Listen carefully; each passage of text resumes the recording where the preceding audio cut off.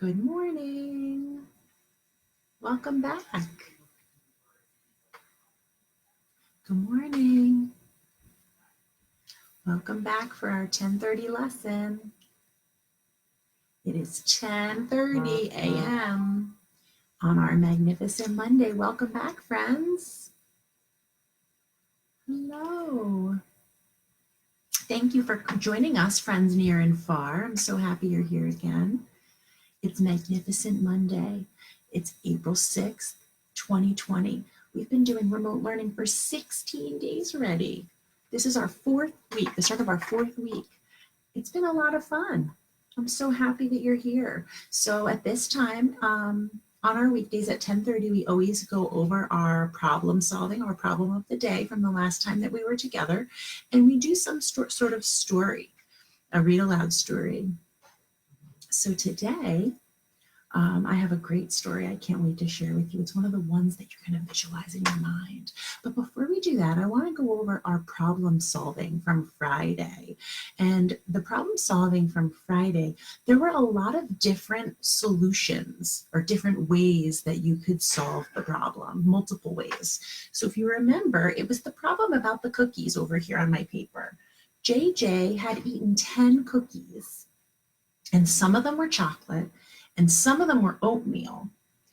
And how many could be chocolate chip and how many could be oatmeal? The story didn't tell us how many were chocolate chip, how many were oatmeal, only that JJ ate how many? 10. So we know that automatically whatever we write is going to equal 10. So we have to figure out how many, oops, I just wrote that wrong. I'm going to write it again down here because I made a mistake. 10 equals how many plus how many, which would be chocolate chip plus oatmeal. So let's think about 10. We've been working on the combinations of 10. So what if I started with 5? What if JJ had 5 chocolate chip cookies? And we know that he needs to have a total of 10 cookies that he had. So 5, and how many more is 10? You could do different things. You can count up on your fingers. You can count on manipulatives. You could use those tens frames that we used. You could even use a number line or a hundreds chart. A lot of you gave me many different solutions. So I'm going to show you some of the different solutions that you sent to me. So we know that 5 and 5 more is 10, right? 5 and 5 more is 10. Another solution you could have come up with is 4 plus 6. So 4 chocolate chip, 6 oatmeal. And there's still so many solutions. You might have came up with 8 plus 2. Another one, 10 equals 7 plus 3. Okay, you might have also gotten this one. 9 plus 1. And maybe you drew it out. Maybe you actually used the tens frame. That's awesome. So we've been working on all these combinations that make 10 on our tens frame. And you can also flip them around. So you could have said 10 equals 4 plus 6, or you could have said 10 equals 6 plus 4, because you guys have super smart math brains. You could have said 10 equals 8 plus 2, or 10 equals 2 plus 8, right? That turnaround fact. Great job. So there's so many different ways you could have solved this, and there's tons of equations. You could have used your tens frame. You could have counted on. So JJ had 10 10 cookies. Some were chocolate chip, some were oatmeal. You did a great job. Are you ready for the new problem? I can't wait to see I think this is a great one to draw for. Today's problem is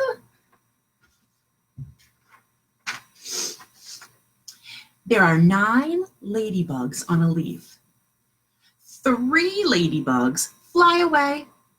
How many ladybugs are left on the leaf? Remember, understand the problem, draw the problem, and then after you've drawn the problem, write the equation. You have all been getting so good at this. I love your pictures and your equations you've been sending me. I love your math thinking. So this is today's problem. Tomorrow we'll go over how to solve this problem All right, I'm going to hang that up over here and move this out of the way. Last week, good morning. Oh, so many friends are here. Good morning, everyone. I'm so happy you're all here. Hi, everyone. So today, Julie's saying hi from the couch. So today's story is a story where you're going to have to visualize in your mind. You remember we talked about visualization last week. It's like a movie that plays in your mind. You see the pictures that are happening. It's like when you read a book without any pictures. Okay, and the movie of it plays in your mind and helps you understand what's happening. I'm going to go over some words first before we read our story. And I'm also, I have a couple little pictures that go with our story to help us understand. So let's start by going over the vocabulary for our story. Our story is called The Mitten. You might have heard this story before in different versions. This is a Ukrainian folktale. And we've talked about folktales and how they're stories that are usually passed down through our families. Okay, and this story's goal today is really to just visualize the story and have it come to life inside of our minds. Okay, I have a little couple clues to help you, but it's really meant to help us see it in our brains, inside our smart brains. Okay, so there's 4 words I want to go over before we start the story. They're words that we may not have seen before, and this is the first one. The first word is trudging. Can you say that? Trudging. So trudging is when you're walking like kind of slow and tired, trudging along. All right, you see that picture of the boy, looks like he's trudging. I'm going to stick that up over here. That's our first word, trudging. Our next word is scurrying. You see I have a little picture of a mouse on there. I usually, when I think of the word scurrying, I usually picture like a chipmunk or a mouse or a squirrel, and it means like moving in a very fast pace with fast steps. You could scurry. Say scurrying, scurrying. Right? So now we have trudging and scurrying. The next one you may have heard before. It's boar. So a boar is a type of pig, okay, or a hog, a pig or a hog. You may have seen a wild boar, and that's what I have a picture of here, boar. Put him up over here. And our last word is seams. Say seams. And if you look at my picture, you'll see like a sewing needle and some string and some stitches. So a seam is the lines of stitches that are used to like hold things together, like your clothing.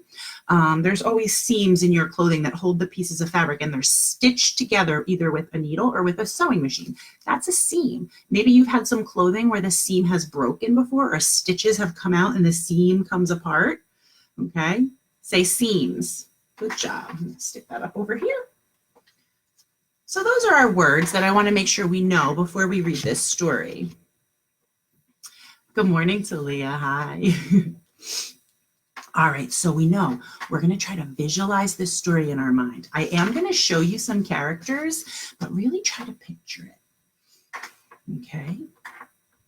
And here, do you see my mitten? I have a big mitten with fur around where the wrist, where the hand goes in. Maybe some of you have mittens. They're not gloves. Gloves have fingers on them. Mittens go around your fingers and your thumb goes in, okay? And maybe some of you still wear mittens, okay? And they keep all your fingers together and roasty toasty when it's cold outside.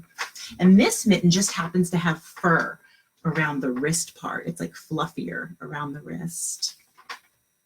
Okay, are you ready for the story to visualize what's happening in your minds? It was the coldest day of winter, and a little boy was trudging through the forest. He was gathering firewood for his grandmother. "Bring back all that you can find," the old woman had said as she sat knitting a pair of mittens. Have you ever seen someone knit before with the 2 needles? And she was knitting. "The north wind blows cold, and we must have a good fire to keep us warm." All morning the boy worked, picking up sticks until his sled was well loaded. Then a very strange thing happened. Just as he picked up the last stick, he dropped one of his mittens in the snow. Now, how a boy could do this on the coldest day of winter, I'll never know. But that's the way my grandfather tells the story. Oh, I'm thinking that this is a boy who's telling this story because he said, that's the way my grandfather tells the story. Interesting. Off he went with his load of wood. The mitten was left lying in the snowdrift. As soon as he was out of sight, a little mouse came scurrying through the wood. She was very cold, and when she spied the little boy's mitten with its feathery cuff, she popped right in to get warm. It was just the right size for a tiny mouse. So now we have a mouse inside the mitten. Presently, a green frog came hopping over in the snow. "Anybody home?" she asked when she saw the mitten. "Only me," said the mouse, "and coming quick before you freeze." They had no sooner settled themselves inside the mitten in the red wool lining when an old owl flew down. Here comes the owl. "May I join you in that lovely mitten?" he asked. "If you mind your manners," replied the mouse, for owls always make her nervous. Why do you think that the mouse is nervous because of the owl? Yeah, did you know that owls eat mice? That's what their food is. All right, so now we have, inside the mitten, we have so far a mouse, a frog, and an owl, all inside this boy's mitten. "Don't wiggle around too much," added the frog, "because it's a bit tight in here." It wasn't long before a rabbit came down the forest path. "Is there room for me in that nice warm mitten?" asked the rabbit. "It's awfully cold out here." "Not much space left," said the mouse and the frog and the owl, "but come on in. We'll see what we can do." All right, so now we have the rabbit in there.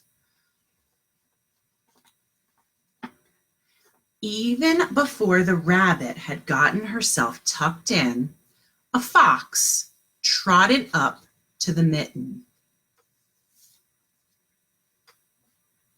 There's our fox.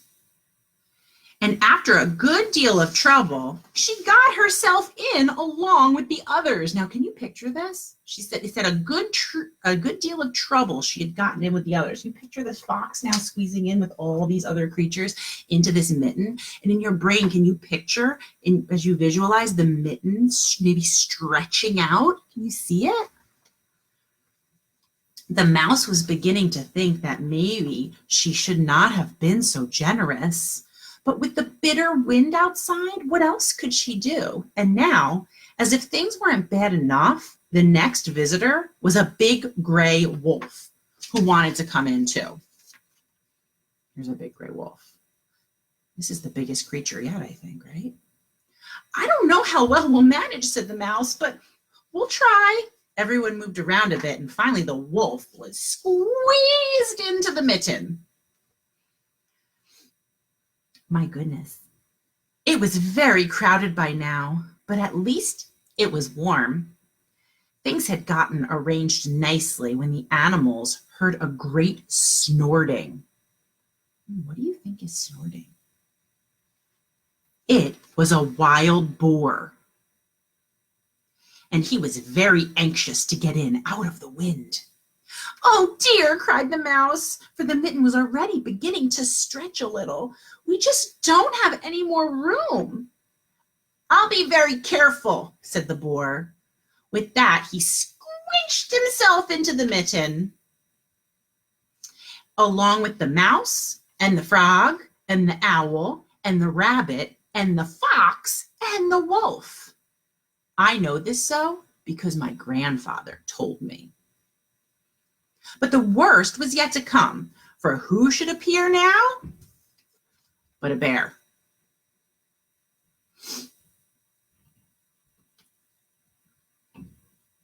The worst was yet to come. No room, no room, cried the animals, even before the bear had a chance to speak.